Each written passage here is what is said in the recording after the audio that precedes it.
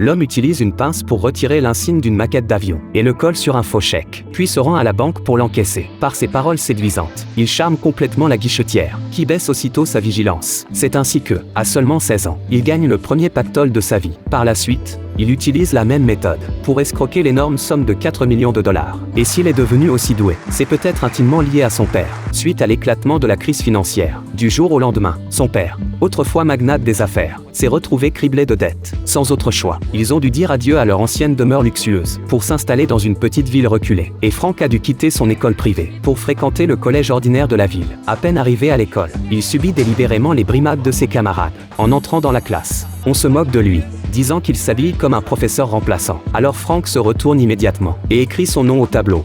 That's Abagnale, not Abagnale, not Abagnale, but Abagnale.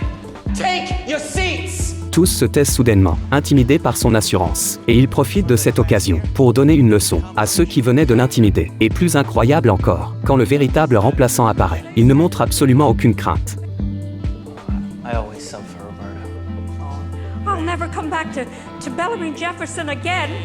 You tell them not to call me. What do they think? It's easy for a woman my age and all the money that it costs to travel. Lorsque le directeur découvre la situation, Frank avait déjà enseigné le français pendant une semaine, tenu une réunion de parents d'élèves, et même promis qu'après leur diplôme, il leur arrangerait un stage dans une boulangerie en France. Quand son père apprend cela, loin de réprimander Frank, il trouve que son fils a beaucoup de cran. Peu après, sa mère, ne supportant plus leur pauvreté actuelle, choisit de partir avec un homme fortuné. Avant le divorce, il laisse Frank faire son choix, choisir sa mère et continuer une vie confortable, ou suivre son père. C'est le choix le plus difficile de sa vie. Alors il choisit la fuite. Il court comme un fou, comme si en refusant de choisir, ses parents ne se sépareraient jamais, jusqu'à ce que la gare apparaisse devant lui. Avec le chèque que son père lui a donné, il achète un billet de train pour quitter cet endroit. Mais rapidement les 25 $ du compte sont épuisés, et même impitoyablement chassé de l'hôtel. Même confronté à la faim, il refuse de rentrer chez lui. Alors pour survivre, une idée audacieuse naît spontanément dans son esprit.